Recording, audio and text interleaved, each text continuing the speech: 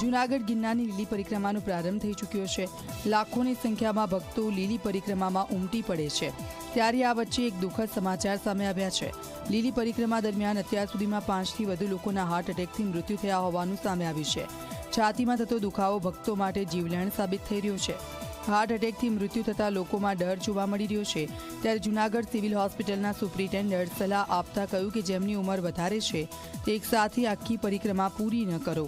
પરિક્રમા સમયે છાતીમાં દુખાવો થતો હોય અને ગભરાટ થતી હોય તો આરામ કરો અને ટીમને સંપર્ક કરો।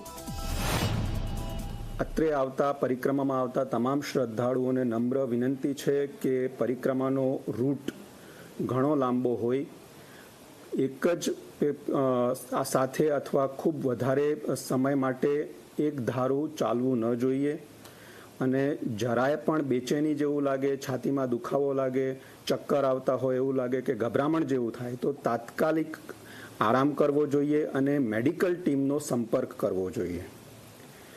જે લોકો અશક્ત હોય તેઓએ વધુ પડતું શરીરને કષ્ટ પડે તેવી રીતે પરિક્રમા ન કરવી હિતાવહ છે।